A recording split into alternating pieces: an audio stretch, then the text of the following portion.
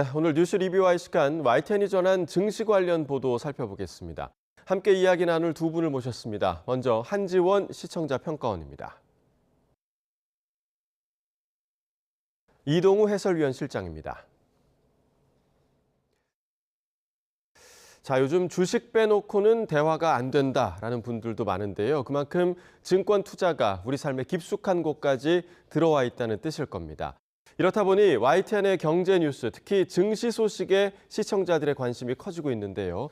자, 평가원님, 먼저 YTN 증시 보도 어떻게 좀 보고 계십니까? 네, 저도 관심 있게 지켜보고 있는데요. 그런 와중에 미국과 이란의 전쟁으로 글로벌 불확실성이 커지면서 투자 심리가 위축되는 주식시장 상황을 볼 수 있었는데요. 중동 정세를 다룬 국제 뉴스와 함께 YTN 보도에 집중하고 있습니다. 주식 관련 보도는 이번 녹화 시점을 기준으로 이란 사태가 있기 전 코스피가 6,000선을 돌파했던 화랑세 상황이었음을 알려드립니다. 그런데 증시 보도는 신속한 숫자 전달만으로는 충분하지 않은데요. 그 숫자가 왜 움직였는지, 움직임이 어떤 위험을 주는지까지 다층적으로 설명해 줄 때 비로소 뉴스의 공익성이 살아납니다. 오늘은 YTN의 최근 증시 관련 보도를 살펴보면서 좋았던 점과 아쉬웠던 점을 짚어보겠습니다. 네. 자, 그렇다면 증시 보도 가운데서 가장 중요하게 여기는 부분, 어떤 부분이 좀 있을까요? 네. 저는 투자자 보호 윤리에 관한 보도 태도가 증시 보도에서 가장 중요하다고 보았는데요. 네. 그래서 그 부분을 중심으로 먼저 보도를 살펴보았습니다. 시청자의 투자 행동에 영향을 미칠 수 있다는 점에서 증시 보도는 다른 경제 뉴스와는 성격이 조금 다르다고 볼 수 있겠는데요. 언론학자 맥퀘일은 미디어가 단순히 현실을 전달하는 것이 아니라 수용자의 인식과 행동에 영향을 줄 수 있다고 보았습니다. 경제 뉴스와 관련해서 언론의 톤이나 보도는 실제 주식 거래량이나 수익률에 영향을 미칠 수 있다고 보고되는데요. 즉, 증시 관련 보도는 시장과 분리된 관찰자가 아니라 증시에 대한 행동에 간접적으로 영향을 줄 수 있다는 것입니다. YTN 보도 가운데 투자 행동을 권유하는 듯한 인상을 주는 보도들이 아예 없었던 것은 아닌데요. 일부 보도에서 정보 전달을 넘어 금융 투자를 강요하는 듯한 인상을 주는 지점도 있었습니다. 특히 보도 제목에 사용된 이때다, 쓸어 담는 이라는 표현은 객관적 상황 설명이라기보다는 감정적 동사에 가까운 언어입니다. 반도체 투톱 삼성전자와 SK하이닉스의 낙폭이 컸는데요. 개인 투자자들은 이때다 하며 이 두 종목을 집중 매수했습니다. 개인들이 코스피 시장에서 삼성전자를 3조 원어치, SK하이닉스를 1조 8천억 원어치 순매수한 것으로 집계됐습니다. 이런 서사 방식은 투자자의 과잉 확신이나 행동을 강화할 가능성이 있다고 보고된다는 점에서 신중해야 합니다. 즉, 증시 관련 보도는 그 의도와 무관하게 투자 신호처럼 읽힐 수 있다는 점에서 표현의 절제가 필요합니다. 또 다른 보도에서 개인 투자자 전성시대라는 표현은 시장 참여가 확대되고 있는 흐름을 보여주기도 하지만 증시 참여를 하나의 긍정적 흐름으로만 읽히게 할 가능성도 내포합니다. 코스피가 5천을 넘어선 지 한 달여 만에 6천을 돌파했습니다. 올해 들어 44.4% 오르는 등 글로벌 주요 증시 가운데 독보적인 상승세를 보이고 있는데요. 코스피 지수 5천을 1월 달에 달성하고 지금 2월 달에 사실 6천을 달성함으로써 이제 전임 미답의 시대가 왔다라고는 아마 말씀드릴 수 있을 것 같습니다. 다시 말씀드리자면 이란 사태 전까지의 국내 증시 상황의 흐름을 살펴본 부분에 대해서 특정 종목의 상승 서사뿐 아니라 구조적 맥락과 위험 요인을 반드시 함께 제시하는 방식으로 정보 중심의 틀을 더 분명히 할 필요가 있습니다. 그렇게 한다면 속보성과 함께 투자자 보호라는 공공성도 더 단단히 지킬 수 있을 것으로 보입니다. 다음으로는 증시를 주제로 한 대담을 살펴보고자 합니다. 언론은 정보를 강화해 공공성을 유지하는 방법으로 다양한 정보원을 활용한 대담을 진행하고 있는데요.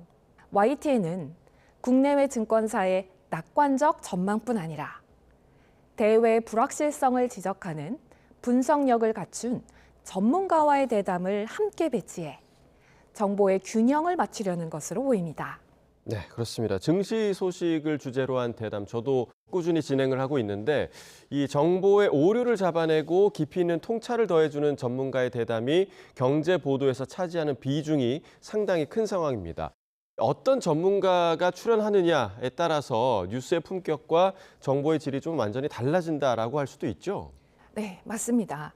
일부 보도에서는 교수 인터뷰와 증시 전문가 입장을 통해 증시 보도의 전문성을 확보하려는 노력이 보였습니다. 여기서 한 가지 아쉬운 점이 있는데요. 정보원이 증시 전문가로 집중되면서 시장 해석이 특정 투자 엘리트 집단의 시각에 기울어 보이는 경향이 보였습니다. 증시 보도의 객관성은 정보원의 폭에서 비롯됩니다. 보도의 균형성과 공공성을 위해서라도 정책 당국 관계자, 산업 현장 외부 전문가 등 다채로운 정보원의 다양성 확대가 필요하다고 느꼈는데요. 사실 YTN뿐만이 아니라 대부분의 언론에서 증시 관련 대담을 진행할 때 교수, 증시 전문가 위주의 출연이 이어집니다. 이러한 구조가 정착된 이유는 무엇인지, 이외에 보도의 공공성을 위해 대담을 구성할 때 주의하는 부분이 있다면 어떤 것들이 있는지 알려주시면 도움이 되겠습니다. 네, 이제 아시다시피 이제 증시 관련 보도에 있어서 이제 교수나 증시 전문가 등 이제 특정 인물들이 자주 출연하는 것은 이 복잡하고도 전문적인 영역에 대해서 전문가들이 쉽게 설명할 수 있어야 하기 때문인데요. 그렇기 때문에 최근 생활 밀착형 이슈가 된 증시 설명을 위해서는 기존에 잘 알려진 경제 전문가 중심으로 패널을 섭외하고 있는 게 사실입니다. 조금 전에 말씀드린 것처럼 복잡하고도 전문적인 영역인 증시를 알기 쉽게 설명해야 하고요. 또 시청자 입장에서 친절하게 설명해주는 패널은 상당히 한정된 상황일 수밖에 없거든요. 그래서 정보원이 증시 전문가로 집중되면서 시장 해석이 특정 투자 엘리트 집단의 시각에 기울어 보이는 경향이 있다. 이러한 시각은 쉽게 동의하기는 어려운 상황입니다. 다만 평가원께서 이제 말씀해 주신 것처럼 보도의 균형성과 공공성을 위해서 정책 당국 관계자나 또는 산업 현장 외부 전문가 등 다채로운 정보원의 다양성 확대는 적극 고려해 볼 필요가 있다. 이렇게 판단하고 있습니다. 예. 다만 이 경우에도 전문성과 함께 또 시청자에게 쉽게 설명해 줄 수 있는 능력을 검증한 뒤에서야 출연 섭외가 가능할 것이다. 이렇게 예상을 하고 있고요. 또 YTN의 경제 관련 대담을 구성할 때 일반인의 투자를 위한 것보다는 경제 전반의 흐름을 짚어주는 목적에 좀 더 비중을 두고 주의하고 있다. 이런 점도 말씀을 드리겠습니다. 다시 말해서 아무리 이제 증시 화랑기라고는 하지만 특정 종목이나 또 섹터 위주의 설명이나 전망보다는 경제 전반의 전망이나 일반 국민이 현 시점에서 주의할 점 위주로 이렇게 대담을 구성하고 있다. 이런 말씀을 드리겠습니다. 네, 그러니까 이제 전문성과 함께 고려해야 할 점이 또 쉬운 설명 이 부분이 있기 때문에 그 점에 유의하다 보니 패널이 한정될 수밖에 없는 점을 짚어주시기도 했고요. 자, 이렇게 이제 출연자 한 사람의 한마디까지도 신경을 쓰면서 출연자 섭외에 노력을 기울이고 있는 상황인데 그렇다면 대담 외의 구성에서 시청자의 눈높이를 맞추고 있는지도 궁금합니다. 좀 어떻게 좀 보셨습니까? 맞습니다. 언론 보도에서 전문 용어 해설은 지식 격차를 줄이는 중요한 영역입니다. 증시 관련 보도는 전문 용어가 많은 만큼 시청자의 지식 격차를 높일 가능성이 존재하죠. YTN 보도를 보면 시장의 전체적인 흐름에 대한 단순한 지수 보도에 머무르지 않았습니다. YTN은 그중에서 매도 사이드카의 개념을 설명하며 전문 용어로 인한 정보 격차를 줄이려는 노력을 보였습니다. 장 초반 급락장이 펼쳐지자 5분 동안 자동 매도 주문을 멈추는 사이드카가 발동되기도 했습니다. 올해 두 번째 매도 사이드카로 지난 2일 이후 나흘 만에 다시 발동됐습니다. 외국인 투자자가 3조 원 넘는 주식을 투매했지만 개인이 2조 1천억 원, 기관이 1조 원을 순매수하면서 5천 선을 회복했습니다. 시가총액 상위 종목 대부분 파란불이지만 낙폭이 줄었습니다. 전문 용어 중심의 경제 보도가 시청자 간의 지식 격차를 확대할 수 있다는 점에서 이를 완화하려는 노력은 긍정적으로 평가할 수 있습니다. 이와 함께 증시 관련 보도는 통계가 많은 영역이라는 점에서 시각화의 역할이 중요한데요. YTN은 최근 5년간의 청년 고용률 변화를 그래픽으로 정리해 추세를 한눈에 파악할 수 있도록 했습니다. 수치를 단순히 나열하는 대신 CG를 활용한 적절한 시각화를 통해 통계를 맥락 속에서 이해하도록 도와 역시 시청자의 지식 격차를 줄이려는 노력이 엿보였습니다. 15에서 29세 청년 취업자 수가 343만 4천 명으로 1년 전보다 17만 5천 명 줄었습니다. 청년 고용률은 43.6%로 5년 만에 가장 낮았고 청년 실업률은 6.8%로 4.1%인 전체 실업률을 크게 웃돌았습니다. 경력 선호와 제조업 부진, 인구 감소에 청년 고용률 하락은 21개월째 이어졌지만 특히 지난달엔 전문, 과학 및 기술 서비스업 취업자 감소폭이 역대 최대를 보여 경각심을 줬습니다. 이처럼 증시 관련 보도에서 그래픽과 수치 비교는 복잡한 시장 상황을 직관적으로 이해하도록 돕는 중요한 장치입니다. 그렇기 때문에 보기 좋게라는 심미적 가치에 설명 도구이자 해석 장치로서의 증시 보도의 시각 자료에 더 주의를 기할 것이라고 여겨지는데요. 이 부분에서 보도 전문 채널인 YTN이 그래픽 제작의 내부 기준이나 편집 원칙을 두고 있는지 궁금합니다. 네, 저희 YTN은 이제 그래픽을 제작할 때 뭐 기준이나 주의사항을 한 5가지 정도를 지금 가지고 있는데요. 첫 번째로는 중요한 것은 정확한 수치와 데이터를 기반으로 제작해야 한다는 것입니다. 그리고 두 번째는 크기나 비율을 임의로 과장하거나 누락해서 정보 전달에 시각적 오류가 있으면 안 됩니다. 맥락 왜곡이 있으면 안 된다. 뭐 이런 의미입니다. 다음으로는 색상과 디자인의 중립성을 확보해야 한다는 것인데요. 긍정적인 내용인데도 검정색 톤으로 이제 한다거나 또 오염이나 황사 등 어두운 내용의 핑크톤의 막대 그래프를 사용하는 것 등을 대표적인 예라고 할 수 있겠고요.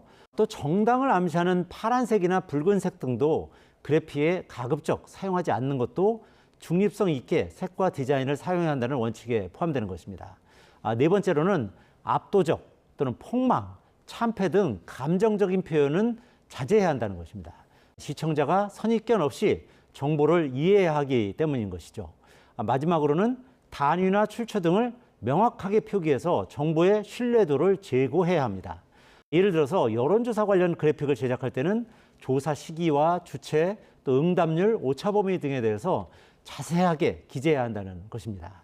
지적하신 대로 복잡하고 어려운 경제 현상에 대한 적절한 수치를 발굴해서 파악해내고 이를 시청자들이 한눈에 알 수 있게 전달하는 그래픽 작업에 대한 노력이 많이 필요한 상황인 것이 사실입니다. 앞으로도 이제 증시 등 금융시장과 거시경제 그리고 산업 현장에 대한 뉴스 발굴 과정에서 그래픽적 요소에 대한 중요성을 거듭 인식하고요. 더욱더 친절하고 자세하며 창의적인 그래픽을 제작하도록 노력하도록 하겠습니다. 네. 자, 시각적인 부분에서 시청자가 한눈에 알아볼 수 있게 돕고 또 객관성과 중립성 유지를 위해 노력한다라는 점까지 들어볼 수 있었습니다. 자, 최근 시장이 활황세를 보이면서 너도 나도 투자 대열에 합류하는 현상도 나타나고 있습니다. 이럴 때 언론은 투자를 조장하는 것도 또 지나치게 공포심을 심어주는 것도 삼가야 할 텐데요. 중심을 잡는 정도의 보도가 절실한 시점입니다. 정확하고 균형 잡힌 시각으로 경제 뉴스를 전해드릴 것을 약속드리겠습니다.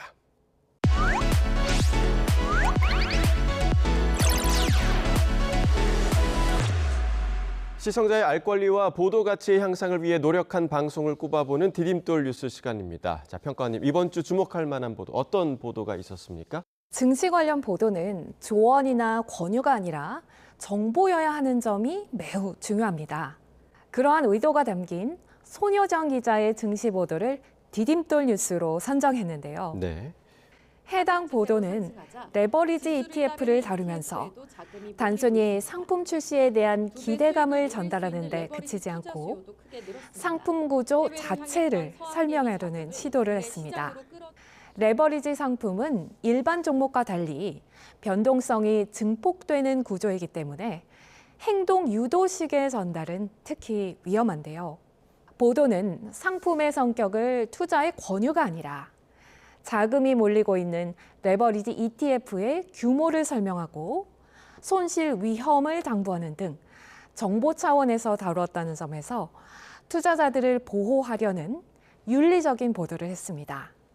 네, 경제 보도에 시청자들의 관심도가 높아진 요즘 증시 소식을 알기 쉽게 전달하기 위한 남모를 고민과 또 노력이 있었을 것 같은데요. 경제부 손효정 기자에게 그 취재기를 물었습니다. 지금 바로 확인해 보시죠. 이제 제가 그 보도를 준비했을 때만 해도 6,000선 넘어서까지 코스피가 계속 파죽지세로 이제 오르던 시절이었거든요. 그러면서 당연하게 수익을 더 극대화할 수 있는 지수를 2배 추종하는 레버리지 상품에 대해서도 투자자들의 관심이 굉장히 많았던 상황이었습니다. 금융당국도 이제 서학개미들이 더 높은 수익률을 위해서 미국에 나가 있는 것을 돌아오게 하기 위해서 우량주에 한해서 레버리지 상품들을 개발해보겠다, 허용해주겠다고 밝힌 상황이었고요. 그래서 이렇게 레버리지 상품에 이제 많은 자금들이 쏠리고 있는 상황을 짚어야겠다고 생각을 했습니다. 그런데 취재를 하면서 저도 처음 알게 된 건데 수익률 계산하는 방식이 조금 위험하더라고요. 이제 지수가 올라갈 때는 당연히 2배의 수익률을 얻을 수 있지만 하락했을 때는 2배 넘게 떨어지게 되고요. 그래서 하락하는 폭이 더 크기 때문에 원금 수준에 맞추려면은 이전보다 더 많이 올라야지 레버리지 상품의 원금이 보장되는 구조더라고요. 복리 구조에 따라서. 그래서 이 부분을 사실은 놓치고 레버리지 ETF 상품을 구매하시는 경우가 많으신 것 같아가지고 이 부분을 좀 반영해서 리포트에 넣으려고 노력을 했습니다. 장 상황이 굉장히 변동성이 커진 상황이어서 뭐 이제 전문가분들께 이제 인터뷰 요청을 드려도 이분들이 당장 얼마까지 오르겠다, 떨어지겠다 이런 거를 섣불리 예단하기 정말 어려운 상황이라고 하시더라고요. 그래서 저도 양쪽의 의견을 다 넣는 식으로 넣는 방향이 좀 많은 것 같아요. 누구도 지금 예측할 수 없고 또 변동성이 매우 커진 시장이기 때문에 그 부분은 좀 아쉬운 부분이긴 하지만 다만 지금 지수가 어느 수준에 올라와 있고 또 이게 왜 올랐고 왜 떨어졌는지에 대해서는 다양한 전문가들의 인터뷰를 통해서 정보를 좀 충실하게 전달하려고 노력하고 있고요. 항상 투자에는 신중해야 된다. 그리고 변동성이 커지기 때문에 언제든 이제 신용 투자나 B2 이런 것들은 유의하셔야 된다. 이런 부분을 좀 많이 강조드리려고 하고 있습니다. 자, 그럼 오늘 뉴스 리뷰와이 마무리해 보겠습니다. 두 분 오늘 말씀 잘 들었습니다. 고맙습니다.